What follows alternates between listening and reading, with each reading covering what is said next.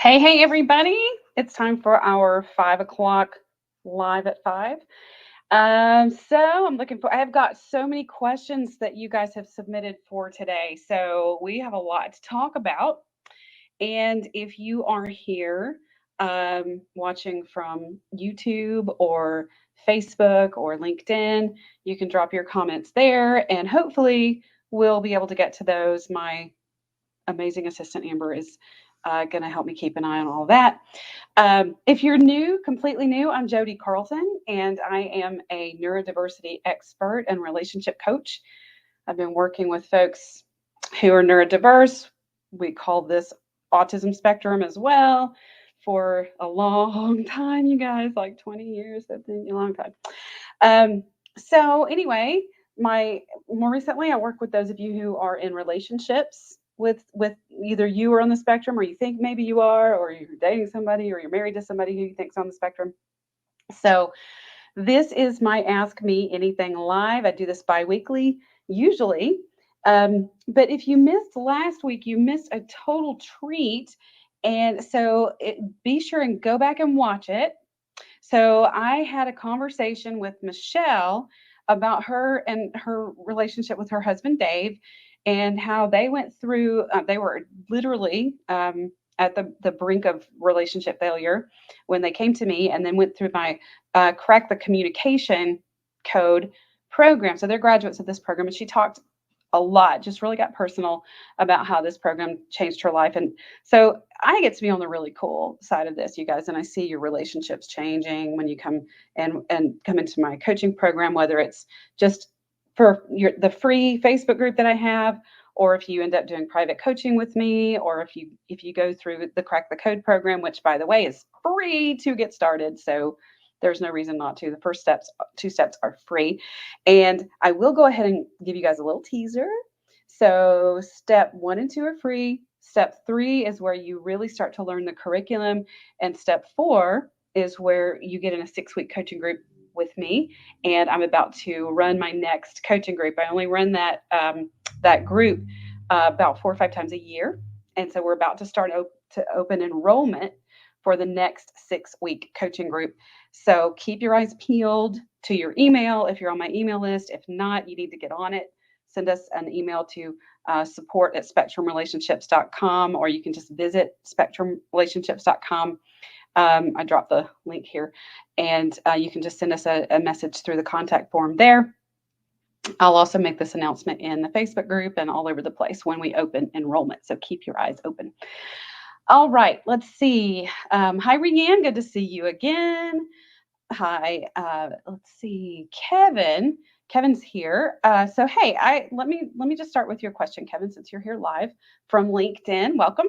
So you're saying, what suggestions do you have for a sensual person, such as myself, developing a relationship with a person with BPD and significant touch aversion issues? I think your voice dictating. So the first question I would have for you is BPD can stand for some people use that for bipolar disorder, and some people use that for borderline personality disorder.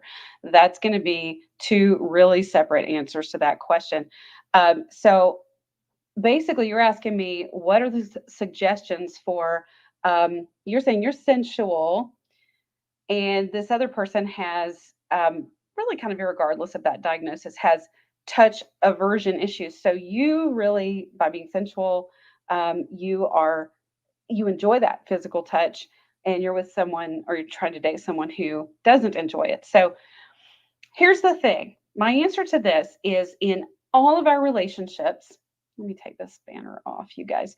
In all of our relationships, we have to recognize that we are all unique, separate individuals with separate preferences, separate personalities. We are bringing so much to each of us.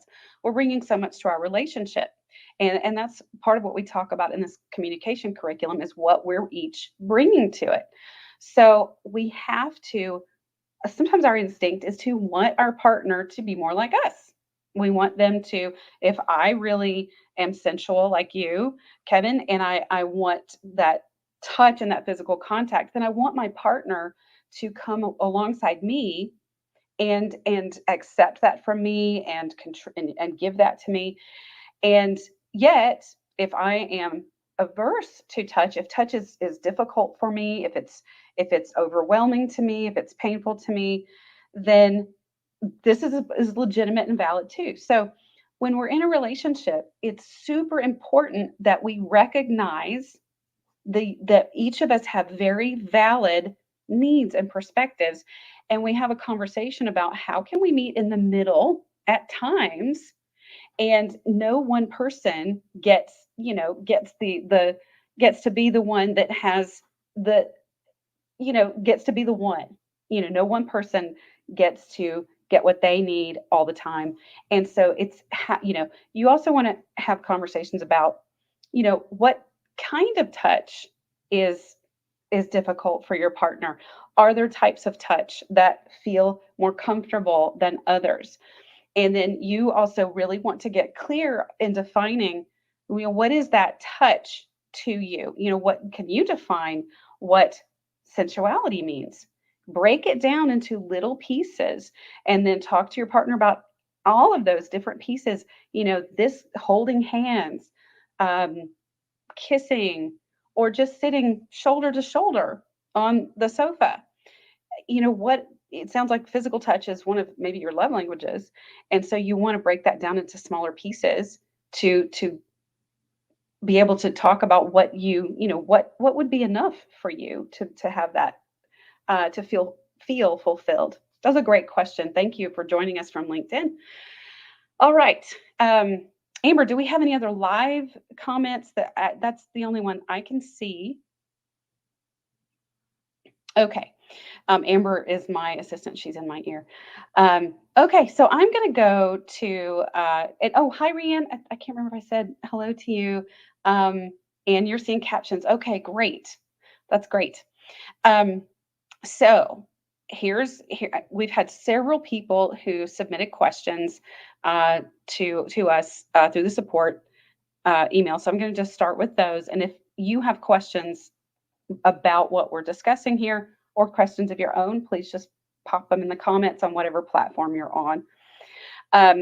So we have someone who says, my partner and I have so many past hurts, and these hurts have not been resolved. And so there are things that he does that bring me back to those past hurts weekly. And he says, how do you deal with PTSD in a neurodiverse relationship? So one of the first things I want to comment on here is that he's using the word PTSD. And so I want to just say that we use this term a lot. This is one of those terms that we use. And so what he's saying to it is there are definitely wounds that haven't been resolved. Now, I can't say that you have PTSD or not. Maybe you do, maybe you don't. But PTSD is a very significant mental health diagnosis. And for those of you who don't know me, I have training as a counselor for 20 years. 20 years ago, I got my degree and my license. And so what I'm hearing, whether this is true PTSD or not, is that these hurts are unresolved. And so this is where the issue really is that they're unresolved. So what I see in neurodiverse relationships is that because you have different types of brains and you have different ways of processing your relationship and language, there's so much miscommunication and misunderstanding. And so what I think it is absolutely imperative to do is to learn how to understand the meaning of the interactions that you've had. Because most of the time, neurodiverse and neurotypical partners are not understanding their interactions in the same way. And so this is what we break apart in the communication curriculum. We look exactly at 4 stages of communication, and this is stage 3. And this is the meaning that we take from our interactions. And then stage 4 is how we remember it. And this person is referring to how those interactions have become part of the narrative of their overall relationship. And so these painful hurts are being brought back up. This person's being triggered by these painful hurts.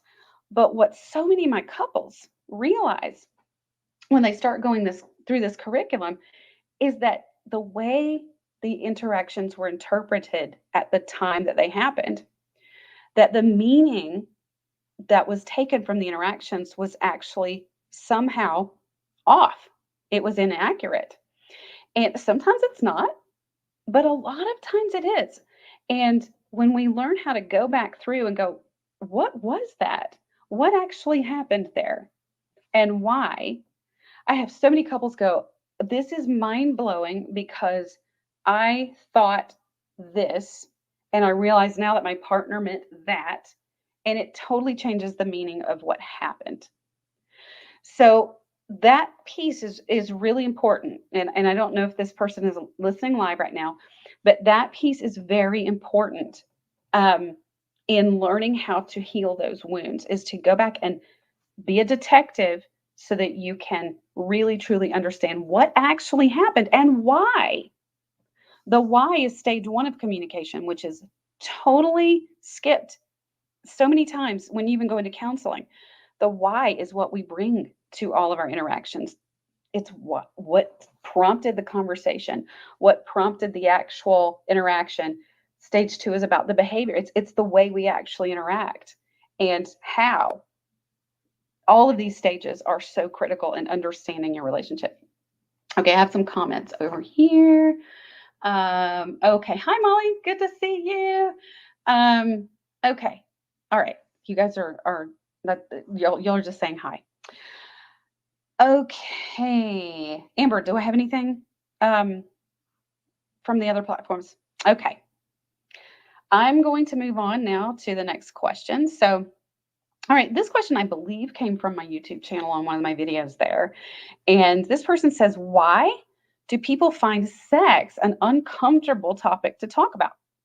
I'm an autistic. I have no concepts of boundaries sometimes, and I used to bring it up with my parents about their sex life. My mom would always say that stuff is private between me and your dad. I only got diagnosed with autism this year at age 27. So this person is on the spectrum, and she's saying, I don't understand why sex is something that people don't like to talk about. My mom told me it was private. So this is actually a really good question, because so many folks on the spectrum may not understand that boundary and can talk about sex in situations where, for a neurotypical person or group of people, it would be inappropriate. So sex is something very intimate and very personal. We get undressed. Our bodies, oftentimes, our bodies are our most private, our bodies and our minds and our thoughts. That's our most private space. And so to expose ourselves sexually is very intimate and very personal. We are very vulnerable when we're sexual. This is for neurotypicals and some of you who are neurodiverse. But I know for a lot of neurodiverse folks, sex is a physical act that is meant for procreation and reproduction. And it's not necessarily about this vulnerable, intimate connection. And I don't know how sex is for this person who asked the question on YouTube. But because especially for neurotypical folks, and for a lot of neurodiverse too, it is a very private, intimate, and vulnerable act. And so to discuss that in front of just anybody feels very awkward and very uncomfortable. So it wouldn't be the proper thing to talk about with someone that you don't know well, or even someone that is not your own sexual partner. Certainly wouldn't be something to talk about in front of your boss or your work colleagues. And so, because it's a violation of that personal, intimate space. And even if you don't understand it, it's important to acknowledge and to know that it is a thing. So if you're on the spectrum and you're like, I really don't get why people feel uncomfortable about this, here's the thing. You aren't going to get certain things about us. I'm neurotypical, and we're not going to get certain things about you. In any relationship, you each are going to have beliefs and perspectives and opinions and values that don't necessarily make sense to the other. But that doesn't make them invalid, because we all have such different points of view and perspectives and experiences. And all of these differences is what makes the world so rich and have so much depth. We're not androids that all think and believe the same thing.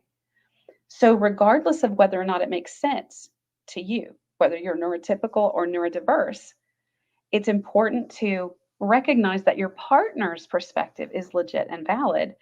And even though it's different than yours and it doesn't make sense. So I really encourage that you adopt curiosity. Curiosity is so important to healthy relationships. I was just having this conversation today with somebody. Curiosity is what basically is when we're curious about our partner's perspective, instead of trying to convince them that they're wrong or that we're right, we're showing them that they are an important person to us and that their opinion is important to us and that we want to know more about it. And sometimes our partner will actually say something that makes us go, "Oh, I haven't really thought of it that way." And then we're broadened as human beings. All right, let's see. You guys are talking to me, I think. I'm all ears. All righty. Okay, let's move on to the next question. Okay, so this person had a few different questions, so I'm going to break this up for you guys. So this is a neurotypical person who says she's sure that her husband is Asperger's, but does not want to get tested. She says, how can I convince him to do it, and what are the next steps to follow? Okay. This is a complicated, this can be difficult. So first of all, one of the first things that you are going to want to do is not approach neurodiversity as something that's wrong with your partner, or that's the problem with him, or the problem in your relationship. Because so many folks who are on the spectrum have been painfully aware most of their lives that there is something different about them, or that people don't understand them, or that they don't understand people. And so it is very common for folks on the spectrum to not want to go there because it feels critical and it feels judgy. And so if the partner is approaching saying, I think this is what your problem is, or I think this is what our problem is, that can just be very, none of us want that. None of us want someone to approach us that way. But if you approach a partner from the standpoint of, you know what, I think we're really different, and nothing's wrong with you and nothing's wrong with me, but I think we're really different. Like, some people are really good in math and others are not. I'm not very good in math. Some people are great writers and others are not. Some people have really outgoing personalities and others don't. And so I think we may have something about us that is different in the way our brains process information. And as a matter of fact, you were asking what's next. So one of the things that I do when I do assessments for neurodiversity, and I'm going to, let me drop the link here. Here we go. I can do a neurodiversity assessment for any individual or couple. And what I do, if a couple comes to me, I have you both take this assessment. So this is not me helping a couple figure out if something's wrong with one of you, if one of you is on the spectrum. What I look at is, where are you both on that spectrum? Because depending on how you score, one of you may score a lot higher than the other, or you may actually be kind of closer together. One of you may be may not meet criteria, may not be, your traits and characteristics may not be consistent with actually being diagnosed with autism, but you may have traits, and so you may be farther along. But what's important for couples is to learn to be able to see where you actually fall in relation to the other. So that's super helpful for me to help you understand each other better. And so a way to approach your partner would be, hey, I think this is something we're different. It's just like the personality tests, um, the personality test, Myers-Briggs types things, love languages. We look at how we're different, but not that something's wrong with somebody. Um, okay, so let me look at the comments here. Um, Wendy's referring back to the sex question. She says, we have 5 kids and life is 100% crazy. My hubby wants an emotional connection with me. He thinks sex is the solution, but I just can't get over it being simply a physical act. I feel no connection. So this is a marriage where one of you feels like it's just a physical act and not necessarily an emotional thing, where the other, in this case, the husband, is wanting that emotional connection. So in this Wendy, you're saying you can't get over just seeing it as a physical act, but it's really important to recognize that even though for you it just feels physical, that for your partner, for your husband, there is an emotional component to it. So you might even talk to him about what is that for him, what kind of emotion is important to him in sex. In what way would he feel connected to you sexually? And so this is where we give and take some, and it's, you can absolutely communicate to him that it's really difficult for you to see it as an emotional connection, but that you trust that he experiences this. This is where we totally acknowledge the experience of our partner, but we also communicate ours, and then we learn how to meet in the middle. All right. Okay, so Amber also, she's dropped a link here to the neurodiversity assessment quiz that I use in these consultations. And so if you do book, you can do the quiz without booking a consultation. Go ahead and go for it. But if you decide you want to follow up and go over it with me, you can book a consultation at this link. And so, Wendy, you're also saying, I want to connect with him emotionally, but after a day with kids, I'm emotionally exhausted. So, sex just doesn't do it for me. Okay, see, this is a little different. So, you're saying that you do want to connect with him emotionally, but the exhaustion is a key component for you. And so, this is something where men and women are actually different. This is one of those things we're bringing to it, you guys. Just like our different personalities, we're bringing our different genders, our body's physiological makeup. We have hormones, and we have built-in hardwiring as females and males. And men oftentimes can have, that sex drive is very physiologically driven, whereas for women, there are a lot of factors that need to be present in order to get to that emotional connection. And exhaustion is one of the most important things to acknowledge in a sexual encounter. If a woman's really exhausted, it's very hard for sexual arousal to happen unless it's just physical. And even then, sometimes it's hard. But then that emotional piece is hard as well when there's physical exhaustion. So, I'm glad you said that, Wendy, because um, that's an important thing for men who are listening here and watching this replay to understand about women, that it's going to be hard sometimes for them to get to that emotional place if they're feeling exhausted. Okay, hello, vegan goddess. Good to see you here. You said you're taking what I'm thinking exactly, but I need a bridge to explain it to my husband. A bridge connecting part has to occur. That is what the communication curriculum does. This stage, 4 stages of communication, we go through the script of how to interact with each other, how to actually speak in a way that you can be understood and that you can understand. So, you guys, if you haven't gotten started in it, now's the best time to get started, because I'm going to be dropping some major discounts for steps 1 through 3, and also for the 6-week coaching group. So you can learn exactly what she's saying about how's that bridge the gap between what I need to communicate and what I'd really like my partner to hear.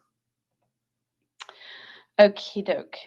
Mary says, yes, Jodi, and sometimes the connection is more evident even the next day. Yes, so sometimes and I don't know if you're referring back to the sex comment, or I mean, I'm not sure which thing you're referring to, but sometimes the next day after we connect in some way, it has that carryover for sure, which is awesome. So, we want to be able to make a connection with our partner. And anytime we do make that connection, we have a connection with a partner, it really can carry over. Okay, let me turn that banner off for you guys. 8888 is back. And so you're saying, hello again. And you're saying the exhaustion thing I have found is on both ends. Yes, it absolutely can be. He gets exhausted from his overloads, sensory, emotional. So you're talking about a partner who's neurodiverse. And because he is too exhausted to do housework from it, I take it on and I'm exhausted. Yes. So that's an important point that you just brought up. So neurodiverse folks can also definitely have the exhaustion piece. And so a lot of neurotypical partners struggle to understand that when a neurodiverse partner has just been overloaded and overwhelmed all day long with so much sensory coming at them, depending on what their environment has been that day, what kind of tasks or challenges, whatever has been coming at them, their body, it's like if any of you who are neurotypical have just been sleep deprived and exhausted, it's very similar for folks on the spectrum. It's that same exhaustion. And then you're saying that because he's so exhausted, you're picking up the slack with the housework, and then you're exhausted, and it's just hard to connect. And so this is where it's important to, if you can, bring in someone to help you. Have the kids do more of their own chores, or have ask a friend or a neighbor or somebody to come in and help you with the house, or just one, not all the time necessarily, but just on occasion, and say, you know what, I need a break, I need to rest, or just let some of it go. Pick your battles.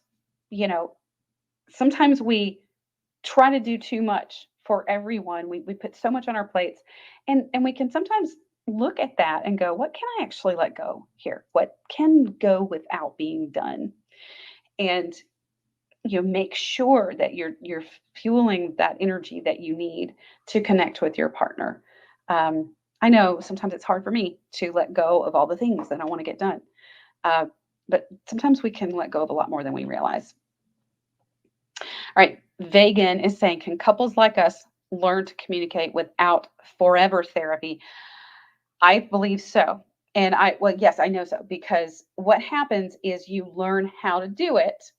And then it's like taking a class that occasionally you're going to want to go back for a refresher. So if you learn how to, in any profession, if you learn how to be an accountant, or you learn how to be a lawyer or a mechanic or whatever, you've got your basic skills, and you use them. And the more you use them, the more they're reinforced. And it's easier to use them more and more and more. Now, most couples, when they're first learning these skills, backslide a lot in the beginning, because it's like changing a new habit and communicating in a new way. And that's totally normal. I've had my couples come back to me and go, oh, we're going right back to where we were. And I'm like, I know that's completely to be expected, but it's temporary, and you're aware of it this time. You're aware of what you're doing, and you're able to go, oh, I see what I did there. And then you just give yourself grace and go, I didn't use my new tools. And then you use them next time. But this refresher, this even professionals go and get continuing education. It's required for a lot of licenses. It's required that you go back and you freshen up what you know. And that's why when you go through this communication program, step 5 is free for life. It basically, you have free access to this program and to the coaching group for life. So you can come back anytime. to the communication program to get that refresher. And I have people come back and do that all the time. All right. You're saying, I know I can do it, but can he? Yeah, he can learn. Well, let me say that. I don't know. It depends on ability. And everybody's ability is different than the next person's. And so if, if he does, I can't tell you right now in this YouTube video if he has the ability, but for those who do, for those who actually show up and give, really take the time and are motivated to learn, then yes, being on the spectrum does not automatically rule out learning and growth. It just depends on how. Is that willingness there? Is the motivation there? It depends on various variables. Hi, Clara. Good to see you as always. Okay, I'm going to pop over to my questions that have been pre-submitted. All right, so this is a question from the same person. She's talking about her husband again, who's likely on the spectrum. She said he's so talkative, so he's very chatty. She says so much that it exhausts you, and most of the time he does not notice it until you tell him to stop or that you need to say something. And so most of the time he doesn't know how to take turns. And so taking turns, this is like the tennis match. I reference tennis match, playing tennis with your partner all the time. You hit the ball and your partner hits the ball. You hit the ball and your opponent in tennis. And so that's how a conversation goes. It's one person's turn and it's the next person's turn. So she's saying that her husband just kind of gets going and he doesn't stop. And he doesn't recognize when it's time to pause or that he needs to pause and let her speak or let her have a turn. And so she's saying it's like, she says it's like he's obsessing with it or something. I don't know if this is possible. And yes, this is what we call pressured speech and perseveration. And so the pressured speech is just the going. But the perseveration, this is based on the root word persevere, which means to continue, to keep going. I don't know what the actual dictionary definition is, but perseveration in the autism spectrum is when the brain kind of gets stuck on something and it's like a broken record that those of you who are old enough to remember these vinyls, it just keeps going. And so the brain is stuck on that. And this is like, for those of us who are neurotypical, getting a jingle stuck in our head that just keeps playing. So he may be really stuck on the topic and not recognizing that he's losing his audience, that people are getting bored and nobody really wants to hear about it anymore.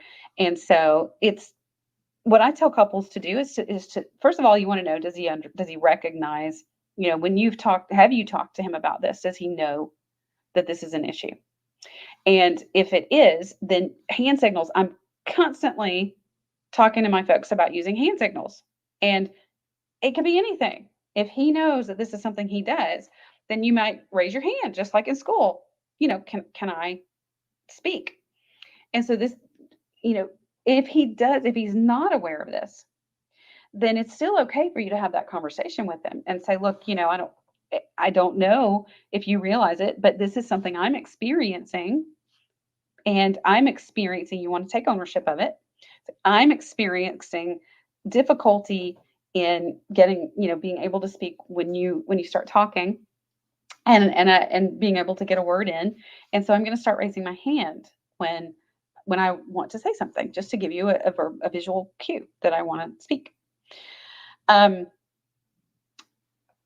so Clara's saying we lack awareness that we are boring the person that listens. I can easily info dump, which is what this person's talking about, especially about topics I like.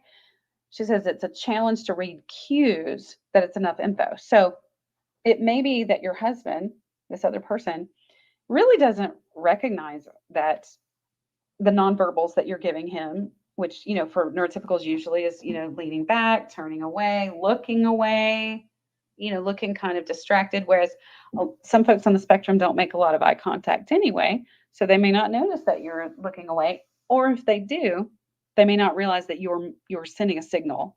That's like a For a neurotypical, that is like a big neon sign. I'm bored with this conversation. So you may literally need to speak up and say, "Hey, Lulu, can you pause? I'm starting to lose you. Yeah, I'm starting to really lose. Yeah, I can't even follow you anymore. Thank you for sharing all this information with me. I appreciate you wanting to tell me, but I'm really getting lost. Can we pause this conversation and move on to something else?" So you want to again take ownership. I'm getting lost. You don't ever want to approach anybody. This is called a harsh startup. By you this, you did this, when you this. That's judgy and critical. You want to say, "Hey, I am this. I am getting lost. I am starting to drift. And I don't want to do that when you speak to me. So let's pause." Okay. Amber, let me ask you really quickly. Do we have any comments that I'm not addressing? Okay. She says, "I'm good."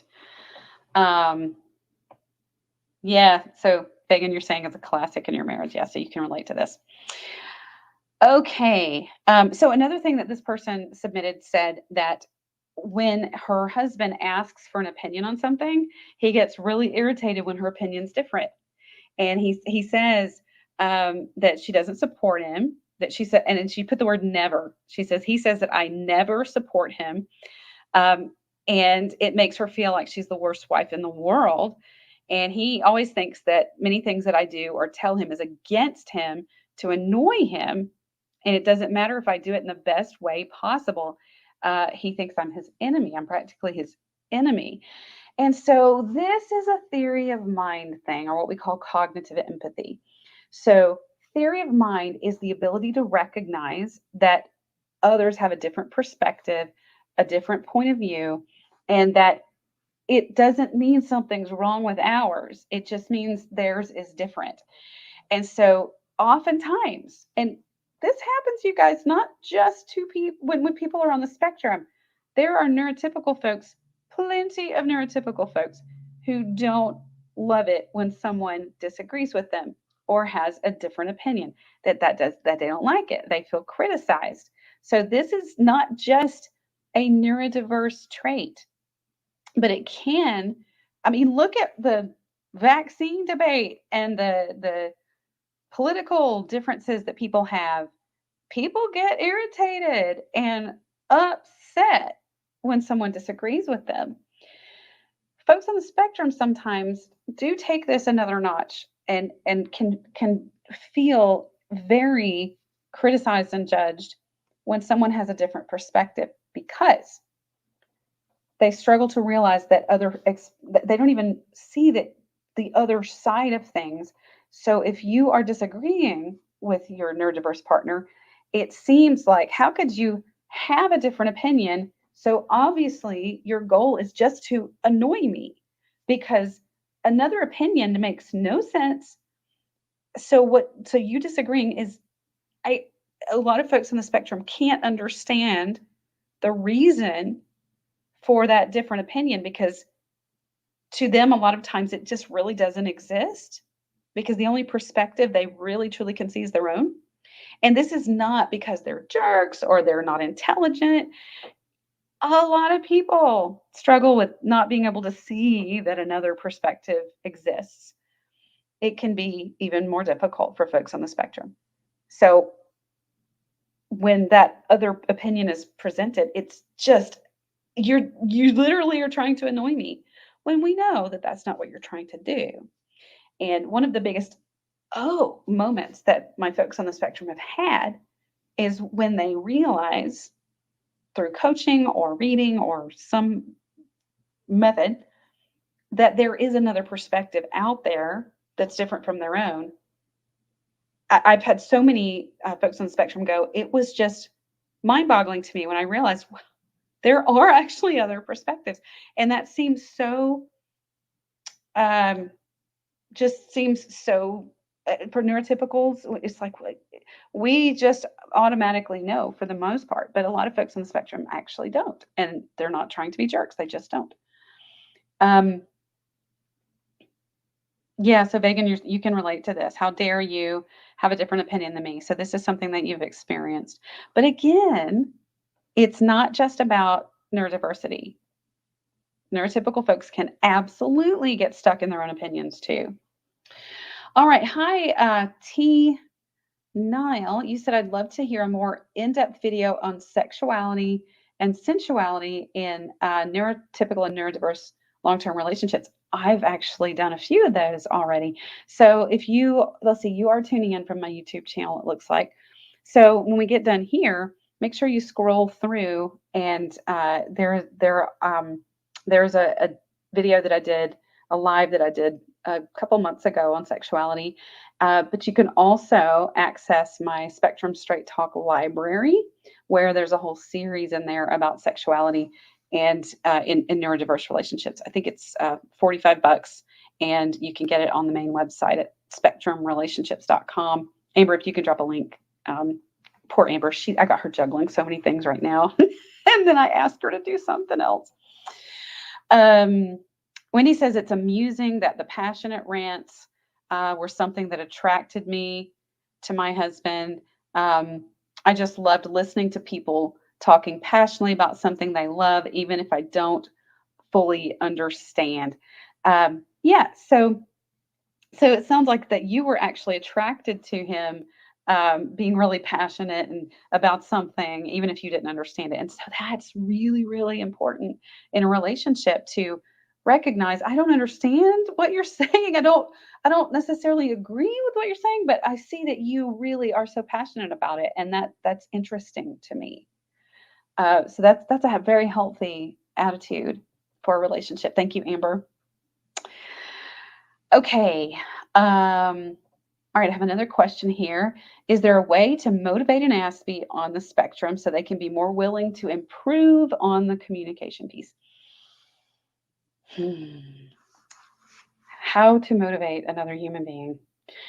That's very difficult.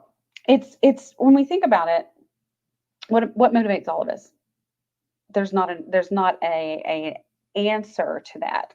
We are all motivated by different things. So it really depends on what your partner wants and needs out of your relationship and what your partner does not want and need. Because so many of us are motivated by consequences about not getting something that we want. Others are motivated by getting a reward, getting something that we want. But it's very difficult to be motivated by another human being. I will say this, though, that if your partner actually wants to have a better connection with you and wants to have a relationship where you can communicate better, if your partner actually wants this but doesn't know how, it may be hard to motivate them to learn how. But what I've seen happen for a lot of folks is when the neurotypical partner, and sometimes it's been the neurodiverse partner that's come into the program and the neurotypical partner's kind of just done. But when one partner learns how to communicate, learns how to dissect communication in a way that we break it down, and then starts implementing that in their relationship, starts using these tools, I have seen so many partners go, what's happening here? You're doing things differently. I want to know what that's about. I can experience this difference. I want to know what that's about. And so that is when I've had single partners, not single as in not married, but individual partners come through this program. And then 6 months later, a year later, here they come again because they have lifetime membership and your partners are always free. Always. Here they come along 6 months later, a year later, and their partner's like, I want a piece of this. I want to understand. I wanted to, this has changed us. Whatever he or she learned, I want to learn this too. Let me put the banner up here again for you guys for the communication program. So learn it yourself. That's my answer to your question. You learn it yourself. All right, I've got other comment. Nothing sexier than matched ND partners. It's all in the mind. So you're saying two neurodiverse partners that are well matched, because your minds are alike. I think that's what you're saying. Hi, Casey. Gosh, I got new people here this week. This is great. So thank you so much for your videos. My husband and I have been married for 16 years, and the last few years we've been living as roommates. I get this one a lot, Casey. 2 inches apart, physically thousands of miles apart, intimately and emotionally. We recently turned the light on in the room and made a game plan to see if we can make this work or if we need to part ways. You are part of our plan. I'm really glad to hear that, because what you're describing is where so many couples are, before it either ends or they find a way to make it work. And so many people who have come into my program, whether it's through the private coaching or the communication program, they're at this point, like you just said, where there's so much disconnect that it's like I literally have people tell me all the time, this is our last resort. This is it. And it truly is for most of the folks who come in. And I can see, and I'm a coach, you guys, and I'm blunt and brutally honest when I work with you. And if I really do see that the relationship doesn't have a lot of hope, I will share that with you. But I also end up telling a lot of people, this really is going to end if you don't figure this out and learn how to make this work. And here's the thing. If you don't figure it out in this relationship, chances are you are going to have similar problems in any future relationships. So, you said you've been married for 16 years. That tells me you're at an age where both of you probably could remarry, or maybe this is a second marriage. I don't know.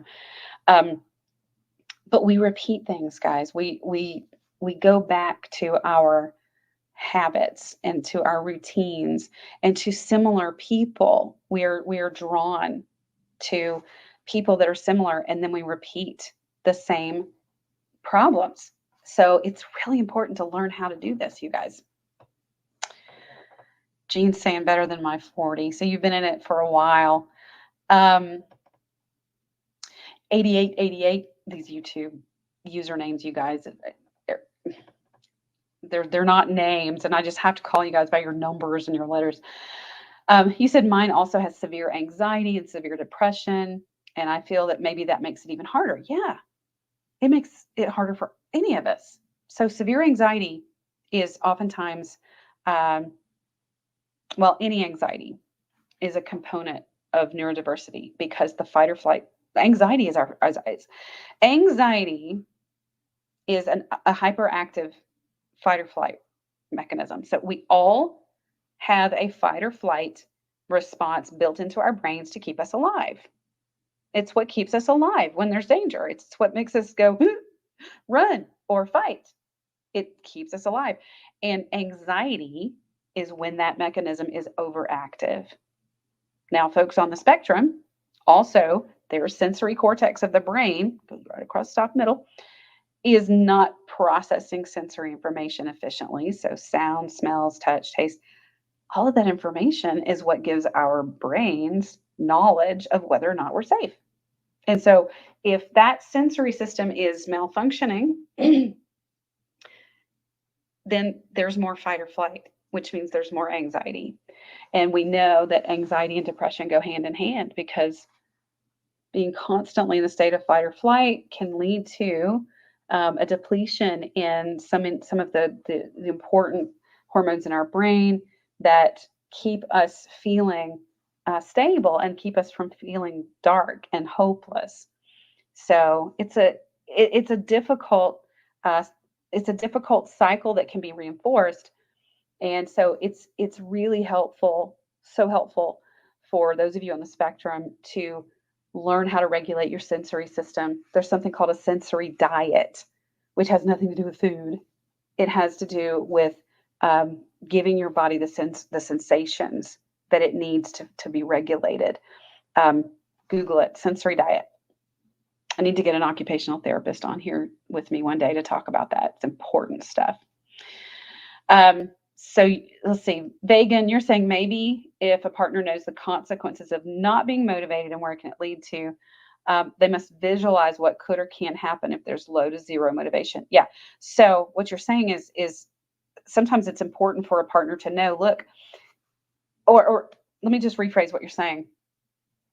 If you need a partner to be motivated in your relationship, you can't change them. You can't motivate them, but you can tell them, look, this is what I'm going to do if you don't. I'm not telling you what you have to do, but I'm telling you what I have to do. And so if you at some point don't decide to be motivated or willing, that's your choice. But then my choice is to leave or to check out of the relationship or whatever that is. We get to communicate what our choice is going to be. McKenna saying make things easier for them and they motivate themselves. Yes. So I think you're saying if we make them easier for them, then they motivate themselves. Not if that's what you mean, I would say not necessarily, because a lot of folks on the spectrum, the harder something is, well, okay, I see what you're saying. If it's easier to be motivated. But also when something, if things are too easy, in other words, if a neurotypical or a neurodiverse partner, either one of you, accommodates so much that a partner doesn't really have to make an effort, they're probably not going to. I mean, look at kids. If we want kids to change their behavior in some way, but we make things so easy on them that they don't really have to, then they're not gonna.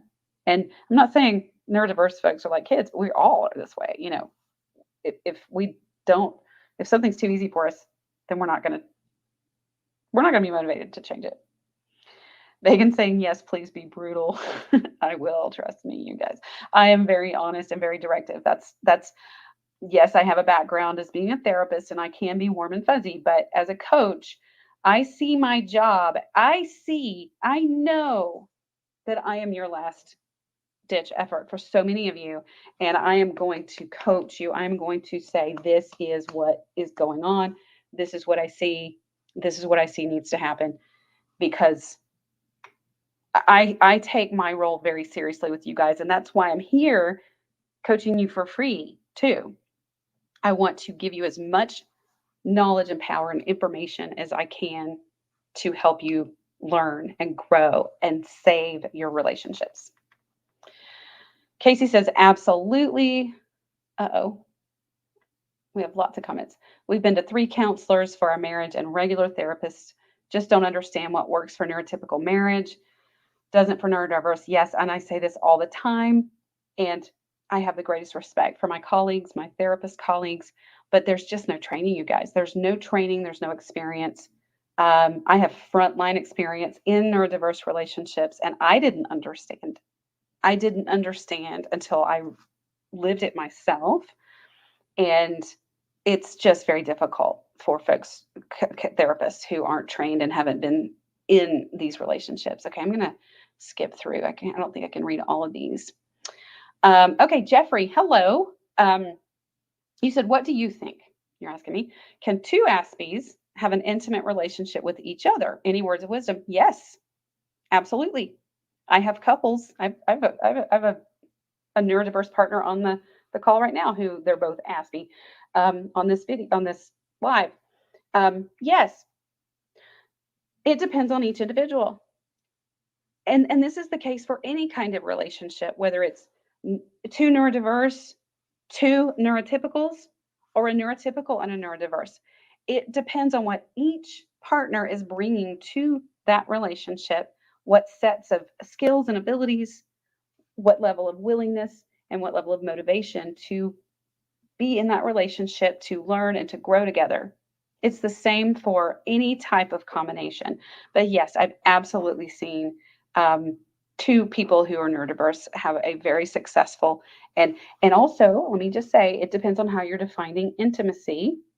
And so intimacy is, you said intimate relationship. An intimate relationship is defined differently by different people. So it's important to learn how to communicate with each other so that you know what each of your expectations are, what your goals are for the relationship. But it can absolutely be done. I'm glad you asked that question.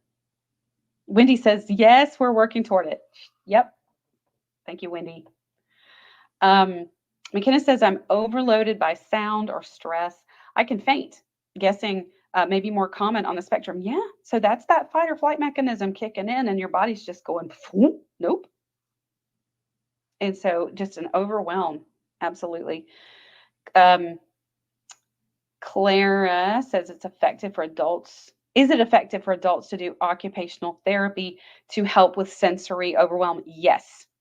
Yes, I've got to get my colleague on here who's an OT. And I asked her that question a while back. Does it still work for adults, even though their brains are developed? And she said, yes, absolutely.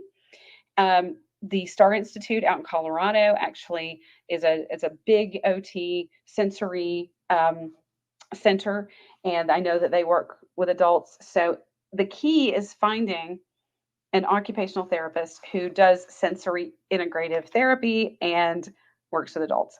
That can be the tricky part sometimes. So yes, though. Okay, Casey says, not true in my case. My husband would let me take the lead and snuggle right down into that without a second thought. I'm getting lost on your comments, you guys. So let me scroll through. I'm looking for questions. Okay, I think you guys there's so many of you here, which is awesome. I can't get to all of your comments, but you guys can read along. Okay, let's see, what time is it? Wow, it's already 6 o'clock. I have a couple more questions, so I'm going to go ahead and cover. Actually, I have several more questions, and I'm going to get to one more. And then, if you didn't make the cut this week, I am so sorry, and I will get your question added to the next live in 2 weeks. Which, by the way, before I answer this next question, what's the date? I don't even know. It's the 14th. So the week of the 21st, I am releasing a video interview that I did with Temple Grandin. Love her, and Deborah Moore. And so we've jumped on a couple of interviews over the last several years, and I just absolutely love Temple Grandin. If you don't know who she is, she's like one of the most famous autistic folks in the world. But they have a new book coming out, and I will be releasing that interview with them about the book around the week of the 21st, which is when the book's coming out. So make sure you stay tuned for that. It was the best conversation. I always love talking to them. Okay, so last question of the day. All right, so this person says, my high-functioning autism ADHD husband blames all his unhappiness. This is someone who's neurodiverse. Blames all his unhappiness on a decision I made that affected a job he was going to get. I said no because it had travel, and we had 18-month-old twins, and I was diagnosed with fibromyalgia, which is a very, very painful chronic condition.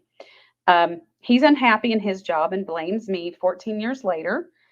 He's chosen jobs since and is miserable and takes no responsibility in it, even though he promised before we got married he would not travel for work. How do we get past the anger from past decisions? Don't we need to before working with you? Okay, so this is the kind of thing that happens in all couple relationships. This is what I call keeping score. So when we have had things happen in the past that caused us problems, we keep this little scorebook, like that was, point for me, point against you. And we keep score, and over time, there's all these points that count against our partner and against our relationship, and so very little understanding about what was happening in those moments and why there was the problem. Understanding the meaning of the decision and all these misunderstandings. And so you said, how do we get past the anger from past decisions? it's so, we have to go back and understand what those decisions were all about. And you have to learn how to look at them from a different lens. You both have to go back and look at these decisions from a new perspective. Because if you rehashing, I talk about this um, in the communication program, rehashing never helps, because then we just relive the same argument over and over again. It's never productive. What you have to do is to learn how to go back and pick it apart, unpackage it, and understand it from a new way of being open and receptive to expressing what your own perspective or point of view was. And also, we have to look at what I call stage one, what we were bringing to those decisions. What were each of our goals and expectations and values and all these things. Sometimes we don't even stop and go, why did I make that decision? Let me go back and look at that. It seems obvious. There's 18-month-old twins and fibromyalgia. And also he said he wouldn't travel. That seems obvious. But it's important to go back and really kind of even dig deeper. Why was that important to me? And why was that? And why was that? It seems obvious. So many things do, but they aren't always obvious. But your question is, how do we get past this? Going back and unpackaging it. But you also said, don't we need to do this before working with me? No, most people really struggle to do this without working with me. And working with me, I actually walk you through how to do this, because most people are going to just go back and rehash, and it just brings up the hurt all over again. The very first question of the day today was how all these old hurts are still causing pain every week. They're triggering pain. So every time you go back and try to rehash this issue, you're both reliving it all over again, and you don't have the tools to understand it, or you would have by now. You would have come to a understanding about it in some way by now if you had the tools to do that. So no, this is not the first time someone has asked me this. They said, don't we need to go into therapy and heal, some of the old wounds or heal some of our own stuff before we work with you? No, because just because I'm a coach now and my modality is coaching doesn't mean that I don't know all my therapist stuff. And no, coaching is not therapy, and we don't focus on diagnosis but we still go back and we go back into so much from the past, and with this new way of interacting and understanding each other, this new framework of neurodiversity and the script, the communication script. And you guys, by the way, I absolutely, I've tried to start working with many of you in private coaching. And I always tell my private coaching folks, you have to do the communication curriculum. So many people aren't motivated to do the communication curriculum if they've already started private coaching with me. They're like, I'll just learn it from Jodi. And it slows down the progress so much that I don't even take people on now for private coaching, whether my intensive or just by the hour. You have to do this communication program to work with me, because it is fundamental. You have to learn this method, because neurodiverse relationships need this in order to know how to interact. So if you want to work with me privately, get started. All right, let me just scroll back through here before we Jeffrey said you were defining intimate to be emotional. So see, that's interesting. Some people are going to look at intimacy as sexual, and emotional and sexual can be interchangeable in some ways. So I would encourage you. See, you said not sexual. I just now saw your next comment. So I would break that down even more. What does emotional mean? Keep breaking it down into little pieces so you can communicate that to your partner.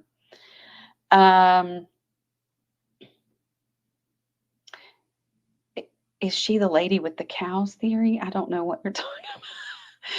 All right, let's see. Okay, so Megan, yeah, you've started watching and you'll watch more. Yeah, and the more you learn, you're saying it's going to motivate your husband to watch more. The more you learn, the more you'll start implementing in your own relationship. All right, you guys, I still have a bunch of you here with me at the end of this, so that's awesome. I will be back in 2 weeks. Also, keep an eye out for, I'm going to be emailing out a podcast where I was a guest host with Dr. Stephanie Holmes and her husband, who is on the spectrum. And we had a great conversation about narcissism and autism and how people get confused about the differences. But also, they are both ordained ministers. So, for those of you who are my faith-based community, I know so many of you struggle with how to how to basically combine your faith. They're ordained ministers in the Christian faith, by the way. How to have a biblically a relationship that is biblically based within the framework of neurodiversity. And Stephanie is amazing, and so I'll be posting a link soon to her podcast where we I think it's actually going to be a 2 episode podcast. We just had some fantastic conversations. So if you are not on my email list, get on it. Here is the website, so spectrumrelationships.com. Just shoot us a message saying, hey, I want on the email list. Don't count on Facebook. I will announce it there, but they only show those of you who are members of my Facebook group. They only show you about 10% of you my posts, so it's kind of a pain. All right. Oh, what denomination are you? And the minister? Now, I am faith-based, but the coaching program that I do is not a faith-based program. If my clients want to bring faith into it, we do, but my program is for anybody. And I've actually worked with all sorts of people of all sorts of different faiths because I work with people around the world. And so I've worked with so many different ones. But Stephanie is a Christian, her denomination. As far as actual breaking down which denomination in Christianity, I'm honestly not sure. That would be a question for her. All right, you guys. It's been great. I look forward to seeing you in another couple of weeks. And if anybody is interested in a private consultation with me, you can also book that here. We can just do a basic chat. We can do a neurodiversity assessment, or there's the comprehensive screening or comprehensive relationship consultation, which includes the neurodiversity screening, but also a pretty lengthy marriage questionnaire that gives us a cool report to go over that looks at your relationship, lots of different dynamics in your relationship, and it's just kind of the full meal deal. And then we decide where to go from there, and what's going to be best for you in your relationship. And you can book a consultation as an individual or as a couple. So let's see. Kaylee said, is your program on sale? I'm late to the party. The communication program is about to have a promo. Yes. And that's because I'm about to enroll or open enrollment for step 4, which is the 6-week communication, 6-week coaching group with me. So what I'm going to do is offer a promo for folks who haven't yet completed steps 1 through 3. And because I want you to get through 1 through 3 before you start the coaching group. And the coaching group is going to begin the first week of October. We're going to be meeting Wednesdays at 4 p.m. Eastern time. Sorry if that doesn't fit your schedule. I literally have people in every time zone in the world, so I just had to pick what worked for me. But I will have a promo rate for the entire program. If you've already gotten through steps 1 through 3, there'll also be a promo rate for just step 4, which step 5 is free as well. So keep your eyes peeled to your emails for that announcement. And I look forward to seeing a bunch of you in the coaching group. All right. I will see you guys in a couple weeks. Talk to you soon. Thanks for coming. Bye-bye.